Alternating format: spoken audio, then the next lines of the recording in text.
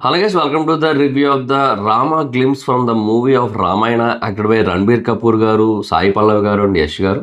రివ్యూలోకి వెళ్ళే ముందు ఒక్కొక్క చూపుడు కారణం మన ఛానల్ సబ్స్క్రైబ్ చేసుకోకపోతే ఇప్పుడు సబ్స్క్రైబ్ చేసుకోండి. పక్కనే ఉన్న బెల్ ఐకాన్ నుంచి సాల్వ్ పెట్టుకోండి. నా ఫర్దర్స్ మిస్ అవ్వకుండా ఉండొచ్చు. చాలా మంది చూస్తున్నారు కానీ సబ్స్క్రైబ్ చేసుకోవట్లేదు.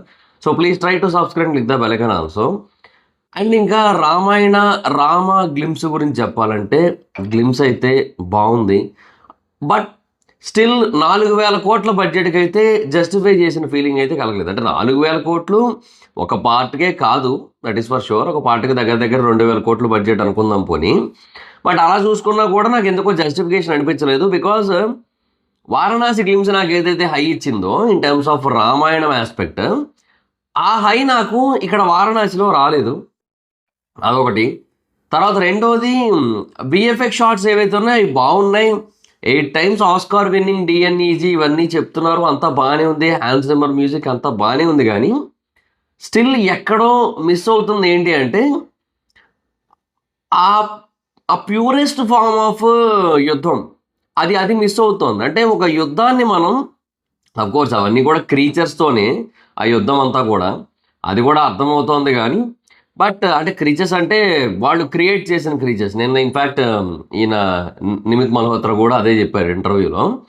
సో ఆయన ఏం చెప్పాడంటే ఇట్స్ లైక్ ఏదో చెప్పాడు ఆయన కొంచెం మొత్తం, అంటే creatures like Avatar like and emotion like ఏవో చెప్పాడు ఆయన. లార్డ్ ఆఫ్ రింగ్స్, గ్లాడియేటర్ ఇవన్నీ చెప్పాడు అనమాట ఆయన.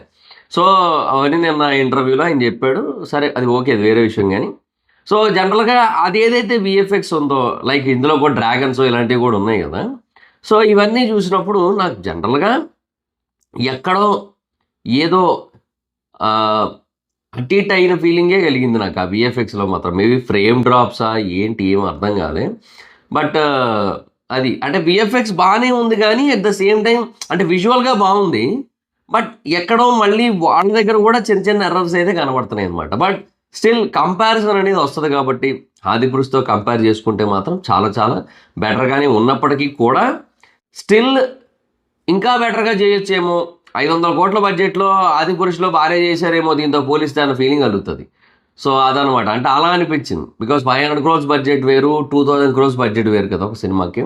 సో ఆ ప్రకారంగా చూసుకుంటే దే డిడ్, అంటే ఆదిపురుషులో కొంచెం పర్లేదేమోలే అన్న ఫీలింగ్ కలిగింది నాకైతే మాత్రం.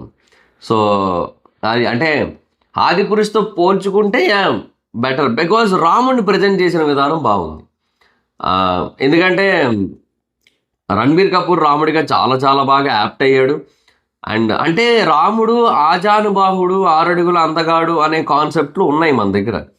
సో ఈ ఆజానుబాహుడు అన్నదాన్ని తీసుకొని ప్రభాస్ గారిని పెట్టారు.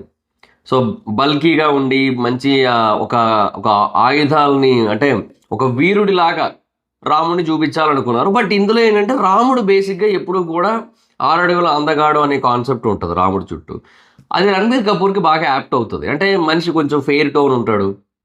ఈవెన్ మహేష్ బాబు గారు కూడా అదే బాగా యాప్ట్ అవుతుంది. మహేష్ బాబు గారు బేసిక్గా ఆ ఫెయిర్ లుక్ ఏదైతే ఉంటుందో అది బేసిక్గా బాగా యాప్ట్ అవుతుంది. బట్ అదే అంటున్నా, ఓవరాల్గా నాకు రణబీర్ కపూర్ని చూసినప్పుడు ఒక కైండ్ ఆఫ్ వింటేజ్ రాముడు సినిమాలు ఉంటాయి కదా, మనం చూస్తూ ఉంటాం కదా. సో ఆ లుక్, ఆ వైబ్ అయితే వచ్చింది. So now eagerly waiting for Mahesh Babu గారి రాముడి లుక్. అంటే వారణాసి సినిమాలో మహేష్ బాబు గారి రాముడి లుక్ ఎలా ఉంటుందో చూడాలనుకుంటున్నాను. బికాజ్ ఐ కెన్ ఈజీలీ సే దీని తర్వాత మహేష్ బాబు గారి లుక్ ఫార్ మోర్ బెటర్ ఉంటుంది. ఎందుకంటే there is a point of presentation. అంటే సినిమా అంతా ఇలాగే ప్రజెంట్ చేయాలి అంటే ఏమో అది వేరే విషయం. బట్ రాముడిగా ఒక పర్టికులర్ ఫ్రేమ్ నుంచి కనబడతారు అన్నప్పుడు ఆ ప్రజెంటేషన్ అనేది చాలా హై ఇచ్చే విధంగా ఉండాలి. అది ఎక్కడో నాకు కొంచెం సెటిల్డ్గా అనిపించింది నాకు రాముడి విషయంలో. అంటే లుక్ అనొచ్చు, కాస్ట్యూమ్స్ అనొచ్చు, ఆభరణాలు అనొచ్చు, వాట్ ఎవర్ ఇట్ ఈస్, అది కొంచెం అట్లా అనిపించింది. తర్వాత సీన్స్ కొన్ని చాలా బాగున్నాయి, చాలా చాలా బాగున్నాయి కొన్ని సీన్స్. లైక్ ఒక పెద్ద అదేదో క్రీచర్ లాంటిది ఒకటి వస్తుంది అండ్ ముందుకు వెళ్తున్నారు. సో ఆ సీన్ కానీ, లేదా పరిగెడుతున్నట్టుగా ఒక సీన్ కానీ, లేదంటే ఒక పెద్ద ఆయుధం లాంటిది వచ్చినప్పుడు ఆ సీన్ కానీ, ఆ సీన్స్ అన్నీ కూడా చాలా బాగున్నాయి. అండ్ ప్రజలతో మాట్లాడుతున్నట్టుగా ఉన్నది కానీ, ఆ షాట్ చూస్తే నాకు బాహుబలి షాట్ గుర్తొచ్చింది. అంటే వీళ్ళు ముగ్గురు కింద దిగుతుంటారు కదా, అంటే ప్రభాస్ గారును, అనుష్క గారును, పక్కన జయరాజ్ గారు, ఆయన పేరు ఏదో ఉంటుంది. ఆయన ముగ్గురు కింద దిగుతుంటారు కదా, వదిలేసి సంస్థానాన్ని వదిలేసి బయటకు వస్తుంటారు. ఆ షాట్ గుర్తొచ్చింది. సో అలా అనమాట. సో కొంచెం బాగుంది మొత్తం అంతా కూడా. బాగా హ్యాండిల్ చేశారు, బాగా హ్యూజ్ లెవెల్లో చూపించారు. పైగా పుష్పక విమానం పెట్టారు లాస్ట్లో.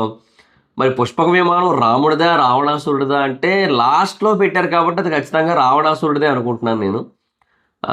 రావణాసురుడిది పుష్పక విమానం ఉందని చెప్పి అప్పట్లో మనం నమ్ముతూ ఉండేవాళ్ళం. అంటే రావణాసురుడితో రాముడితో మొత్తానికి పుష్పక విమానం అదైతే స్పష్టంగా తెలుస్తోంది. అండ్ దాని డిజైన్ కూడా బాగుంది, దాని విఎఫ్ఎక్స్ కూడా బాగుంది. బట్ ఈ స్టార్టింగ్ యుద్ధం సీక్వెన్సెస్ విఎఫ్ఎక్సే నాకు కొంచెం అటు ఇటుగా అనిపించింది అనమాట నాకైతే మాత్రం.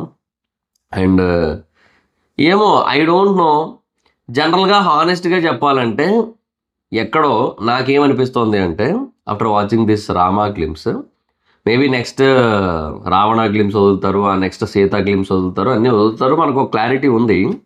బట్ ఇవన్నీ చూసిన తర్వాత నాకు అనిపించింది ఏంటంటే ప్రస్తుతానికి ఎక్కడో ఆడియన్స్ దీంతో కూడా డిస్కనెక్ట్ అయ్యే అవకాశాలు ఉన్నాయి కొంతవరకు. పూర్తి స్థాయిలో కనెక్ట్ అవ్వడానికి అవకాశాలు అయితే లేవు, అదైతే వాస్తవం. సంహం ఇది కూడా ఆదిపురుష్ లాగే ఎండ్ అవుతుంది, కాకపోతే ఆదిపురుష్ కంటే కొంచెం బెటర్గా ఎండ్ అవుతుంది.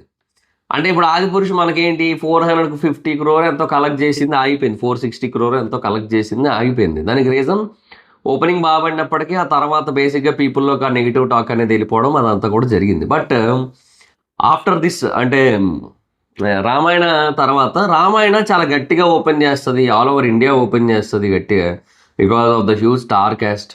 అండ్ బాబీ డియోల్ కూడా ఉన్నారు హనుమంతుడిగా. తర్వాత రణబీర్ కపూర్ మన దగ్గర బాగా తెలుసు, యష్ మన దగ్గర బాగా తెలుసు, సాయి పల్లవి గారు మన దగ్గర lady super star, so lady power star sorry. So ఇవన్నీ ఉన్నాయి. లేడీ సూపర్ స్టార్ నైన్తారు కదా, ఓకే. సో ఇవన్నీ వీళ్ళంతా ఉన్నారు. సో మంచి స్టార్ క్యాస్టింగ్ ఉంది కాబట్టి ఆబ్వియస్లీ ఓపెనింగ్స్ గట్టిగా ఉంటాయి. అండ్ చాలా పెద్ద సినిమానే రామాయణ కూడా. అన్నీ బాగానే ఉన్నాయి, everything is fine and good. కాకపోతే ఏమంటే ఒక పాయింట్ ఏంటి అంటే ఎక్కడో ఆడియన్స్ దీంతో కూడా డిస్కనెక్ట్ అవుతారేమో అన్న ఒక భయం అయితే ఉంది నాకు. అంటే ఇలాంటి సినిమాలు చాలా పెద్ద పెద్ద సినిమాలు కదా ఇవి, చాలా హ్యూజ్ బడ్జెట్ సినిమాలు ఇవన్నీ కూడా. ఇవి ఆడాల్సి ఉంటుంది, ఎందుకంటే ఈ 2000 కోట్లు ఫస్ట్ పార్ట్కి రాకపోవచ్చు, బట్ వాళ్ళు 2 పార్ట్లు తీసేదే అందుకు, సెకండ్ పార్ట్ రికవరీకే. సో దాన్ని గ్లోబల్ ఆడియన్స్కి ఎక్కువ ప్రజెంట్ చేయాలనుకుంటున్నారు, గ్లోబల్ ఆడియన్స్ని ఎక్కువగా టార్గెట్ చేస్తున్నారు, ఏం చేస్తున్నారు అదంతా కూడా నడుస్తుంది. So it is good, it is fantastic. But still ఎక్కడో ఆ చిన్నది ఉంది నాకు కూడా. ఎందుకంటే నేను ఏ ఇండస్ట్రీ అని సంబంధం లేకపోయినా, అంటే ఇండస్ట్రీతో సంబంధం లేకుండా మన తెలుగు ఇండస్ట్రీ అని కాకుండా ఏదైనా సరే వాళ్ళు భారీ బడ్జెట్ సినిమాలు తీస్తున్నప్పుడు అవి ఆడాలని కోరుకుంటారు. ఎందుకంటే ఒక ప్రొడ్యూసర్ అయిపోకూడదు, ఎండ్ అయిపోకూడదు ఆ సినిమాతో. ఒక ప్రొడ్యూసర్ ఆ సినిమా తీసారంటే మళ్ళీ ఇంకో సినిమా తీయాలి, అది అప్పుడు సినిమాల స్కేల్ పెరుగుతుంది, స్థాయి పెరుగుతుంది. అది అట్లా అనిపించింది. అండ్ స్టిల్ ఒకటైతే చెప్తా, వీళ్ళు ఇంత బడ్జెట్ పెట్టారు కదా, నాకు ఇందులో కంటే 600 కోట్ల కల్కిలో మహాభారతం సీక్వెన్సెస్ చాలా చాలా చాలా బెటర్గా అనిపించినాయి నాకు. What is the purpose of డిఎన్ఈజీ 8 times Oscar అదంతా కూడా ఎందుకు, ఏమో సర్లేండి. కానీ స్టిల్ నాకు రామా గ్లిమ్స్ నచ్చింది. కానీ ఎక్కడో ఆ విఎఫ్ఎక్స్ ఇంకా కొంచెం అటు ఇటుగానే అనిపించింది. అండ్ ఇప్పుడు నాకు ఆదిపురుష్ మీద ఎలాంటి ఫీలింగ్ ఉందంటే, లైక్ అంటే ఇప్పుడు 2000 కోట్ల బడ్జెట్లో ఇలా తీశారంటే 500 కోట్ల బడ్జెట్లో అతను నిజంగా అవెంజర్స్ తీసినట్టే అన్న ఫీలింగ్ కలిగింది. అంటే ఆ రేంజ్లో అంత గొప్పగా తీసిన ఫీలింగే కలిగింది. 500 కోట్ల బడ్జెట్టే కదా ఆదిపురుష్కి, అట్లా అనిపించింది నాకైతే మాత్రం. I felt like that. ఏమో మరి చూద్దాం. But anyhow presentation important. ప్రజెంటేషన్లో ఓం రావత్ 100కు 100% బిస్కెట్ అయ్యాడు. అట్లీస్ట్ ఇక్కడ మటుకు నితీష్ తివారీ మటుకు అలా కాలేదు. నితీష్ తివారీ బాగానే ప్రజెంట్ చేశాడు, సో సీజన్ని బాగానే ప్రజెంట్ చేశాడని అనుకుంటున్నాను నేనైతే. బట్ అయినా కూడా ఎక్కడో there is a chance of disconnection అన్న ఫీలింగ్ అయితే ఇప్పటికీ ఉంది నాకైతే. సో డిపెండ్స్, స్టార్ కాస్టింగ్ వల్ల ఆడేయచ్చు, ఒక మినిమం కలెక్షన్స్ కొట్టేయచ్చు ఇంత అని చెప్పి. But what about the purest form of connectivity for part 2? So Dhurandhar part 1కి ఆడియన్స్ ఎట్లా కనెక్ట్ అయ్యారో పార్ట్ 2కి అట్లా, అంటే పార్ట్ 2 కోసం కనెక్ట్ అయ్యి ఎదురు చూసినప్పుడు ఆ రికార్డులు ఆ collections కొట్టినాయి.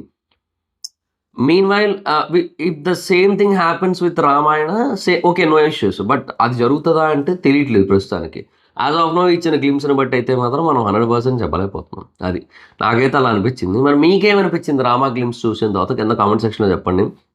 So that's it, this the video మీకు నచ్చితే లైక్ చేసి వీడియోని షేర్ చేయనప్పుడు కారణం మన ఛానల్ సబ్స్క్రైబ్ చేసుకోకపోతే ఇప్పుడే సబ్స్క్రైబ్ చేసుకోండి. పక్కనే ఉన్న బెల్ ఐకాన్ ఆల్లో పెట్టుకోండి. నా ఫర్దర్స్ మిస్ అవ్వకుండా ఉండొచ్చు. చాలా మంది చూస్తాను కానీ సబ్స్క్రైబ్ చేసుకోవట్లా. So please try to subscribe, click the bell icon also. నా ఇన్స్టాగ్రామ్ ఐడి అవసరం అయితే అక్కడ వచ్చి ఫాలో అవ్వచ్చు. Thank you so much guys. బాగా నెక్స్ట్ వీడియో బాయ్.